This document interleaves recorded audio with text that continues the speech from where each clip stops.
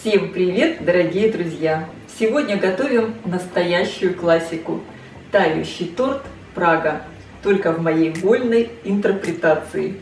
Вес моего торта получился примерно 1 килограмм 700 граммов, высота 7 сантиметров и диаметр 20 сантиметров. Торт выглядит очень элегантно, в своей благородной простоте. Он безумно вкусный, готовится просто. Поэтому я считаю, что это беспроигрышный вариант десерта для праздничного стола. Перед подачей к столу торт лучше заранее, примерно за полчаса, достать из холодильника. Такой высокий, красивый. Бисквит готовлю по своему любимому рецепту. И коржи получаются такие влажные, насыщенные, шоколадные. Они просто такие бархатные. И они еще дополнительно пропитаны пропиткой с ароматом ликера Бейлис. Крем, как и в классическом варианте, на сгущенке, но на основе заварного крема. И получается поэтому он более воздушный и легкий. И также я использовала классическое украшение для моей Праги. Сверху шоколадная глазурь и бока покрыты шоколадной крошкой. Я вас уверяю, такой торт вы не купите ни в одном магазине. Это мой любимый рецепт Праги. И для теста мне понадобится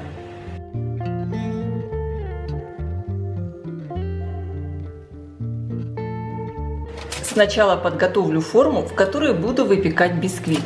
Это у меня такое разъемное кольцо без дна. Диаметр я установила 20 сантиметров. Дно выстелила фольгой и установила сразу форму в противень, чтобы, конечно, потом ничего не надо было перемещать. На дно я выкладываю пергаментную бумагу, смазываю пергаментную бумагу и бока формы сливочным маслом. Бока я промазываю сливочным маслом, на него я также приклею пергаментную бумагу. Она будет очень хорошо держаться. Внутри пергаментную бумагу маслом не смазываю. У меня получилась вот такая форма. Конечно, для рецепта можно использовать обычную разъемную форму. В миску отправляю мягкое сливочное масло комнатной температуры. Вливаю растительное масло. Добавляю соль и сахар. Хорошо взбиваю все миксером примерно в течение 3-4 минут в пышную светлую массу. Благодаря тому, что используем растительное масло, тесто будет более влажное и насыщенное. Во взбитое масло с сахаром добавляю по 1 яйца и хорошо перемешиваю.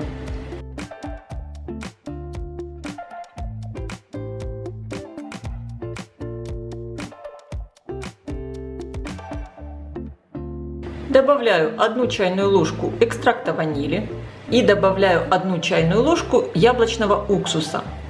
Уксус добавляем обязательно, когда в тесте есть сода, но нет кисломолочных продуктов. Нет ни сметаны, ни кефира. Сейчас в тесто будем просеивать муку, какао, разрыхлитель для теста и соду. И также для усиления вкуса я добавляю 1 чайную ложку растворимого кофе. Немного все перемешаю прямо в сите. Просеиваю примерно половину сухих ингредиентов. Перемешиваю миксером. Теперь в массу вливаю молоко. Молоко должно быть комнатной температуры. Просеиваю оставшуюся часть сухих ингредиентов. И все перемешиваю. Хорошо подбираю все со стенок миски, чтобы не было ни промеса. В итоге получается вот такое очень нежное тесто.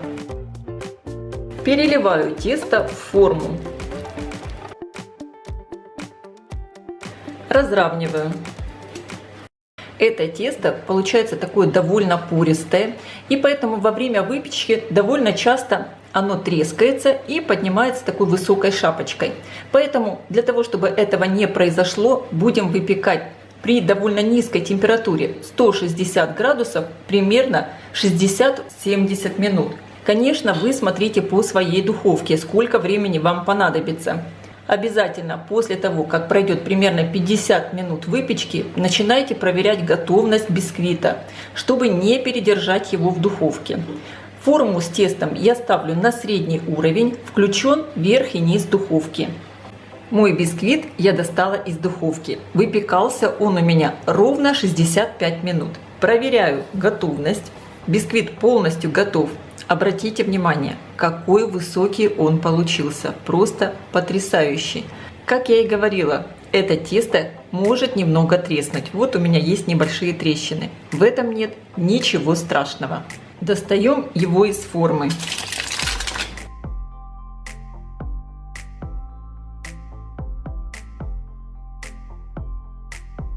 Сейчас оставляем бисквит остывать до комнатной температуры. Затем я оберну его в пищевую пленку и оставлю его дозревать часов на 6-8. Тогда бисквит при разрезании не будет крошиться, влага внутри распределится очень равномерно, и сам он станет с таким насыщенным шоколадным вкусом. Конечно, если у вас нет времени ждать, оставьте его хотя бы часика на 3, чтобы он все-таки немного отлежался. Приготовим крем, и для этого мне понадобится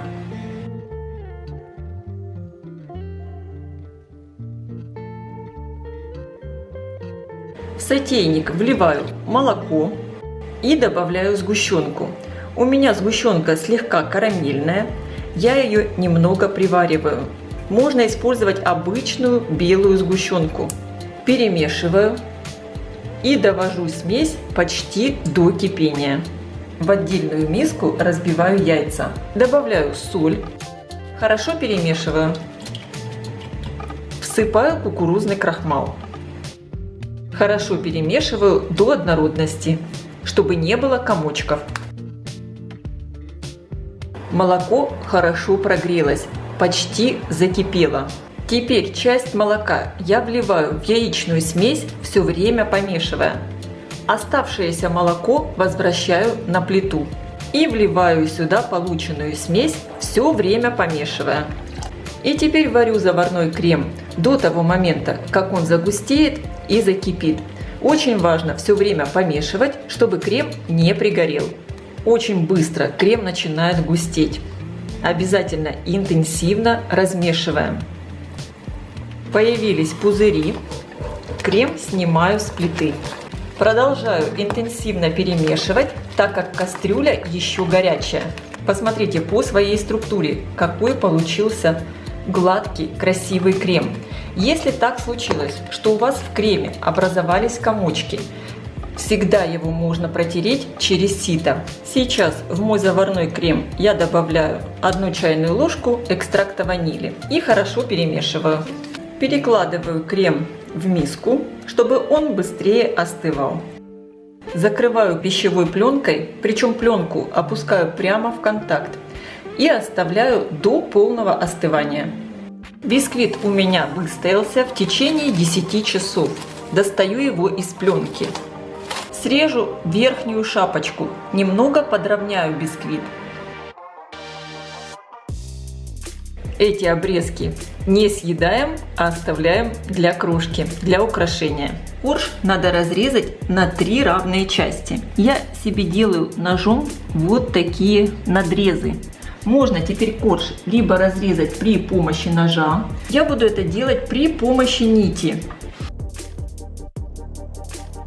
Какой получился замечательный, очень нежный, мягкий, насыщенный бисквит. И точно таким же образом разрезаю оставшийся корж. Сделаю пропитку для коржей. Для этого мне понадобится 100 мл теплой кипяченой воды, 50 граммов сгущенного молока, и также я буду добавлять алкоголь. Это у меня ликер Бейлис 20 граммов. Это по желанию. Если не хотите, алкоголь можно не добавлять. Вместо ликера вы также можете использовать либо коньяк, либо ром. Добавляю в воду сгущенку. Сгущенку, кстати, можно корректировать по вкусу. Перемешиваю и добавляю ликер. Получается очень ароматная сладкая пропитка. Заварная основа у меня полностью остыла. она даже слегка прохладная. Я ее ставила в холодильник. В миску отправляю мягкое сливочное масло. Хорошо взбиваю масло примерно в течение 3 минут, чтобы оно посветлело и стало пышным. Также миксером немного перемешаю заварную основу. Так ее легче будет смешивать с маслом. Важно, чтобы температура масла и температура заварной основы были одинаковыми, тогда крем не расслоится. Понемногу добавляю заварную основу в масло и перемешиваю. Важно не добавлять сразу всю заварную основу.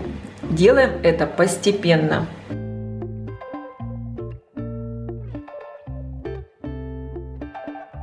Посмотрите, какой красивый нежный крем получился.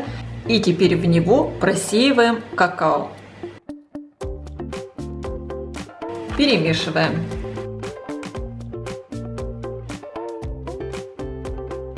У меня получился вот такой изумительный шоколадный крем. Он получается достаточно плотный, но вместе с тем легкий и воздушный. У него просто великолепная структура. Все готово для того, чтобы сформировать торт. Выкладываю первый корж на тарелку.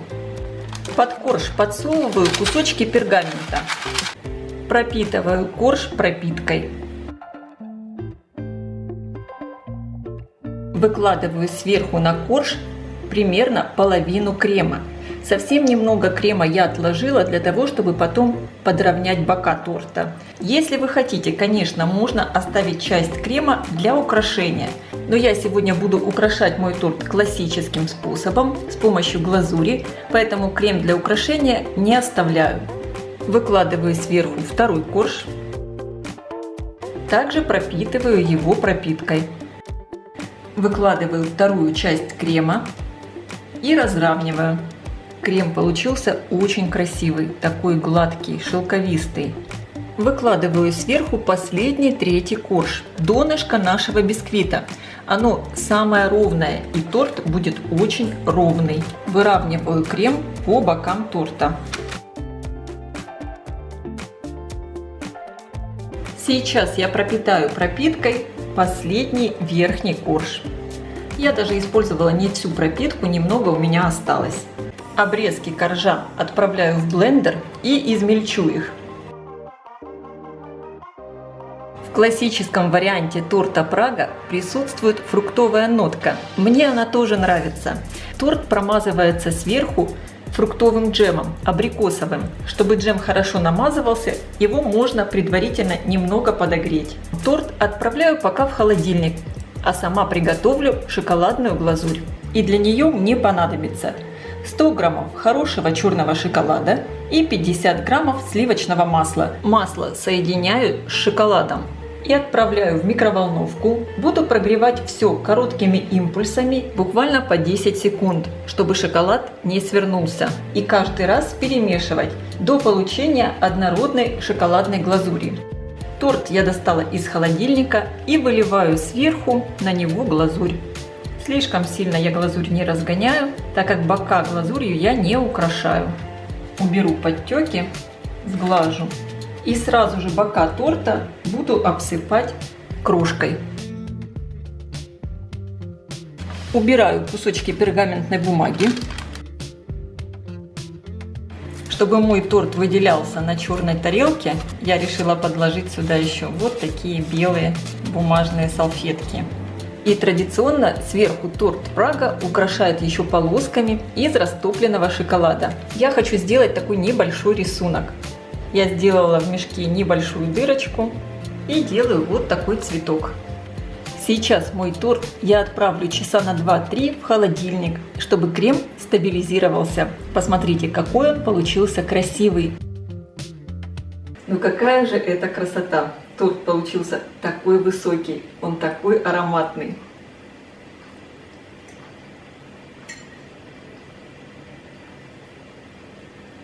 Сама нежность. Этот торт Прага мой самый любимый. Именно по этому рецепту. Здесь такие бесподобные, очень влажные шоколадные коржи. Причем такая нотка идет пропитанная с ликером Бейлис. Мне очень нравится. Такой легкий, воздушный крем. Он совсем не такой тяжелый, как в обычной Праге, маслянистый, а именно такой легкий и воздушный. Я всем рекомендую приготовить и попробовать. Я думаю, этот торт вам тоже понравится. Я желаю всем приятного аппетита. Ставьте лайки, пишите ваши комментарии. Делитесь этим новым видео с вашими друзьями в социальных сетях. Подписывайтесь, кто еще не подписан, на мой канал Люда Изикук «Позитивная кухня». Всем пока!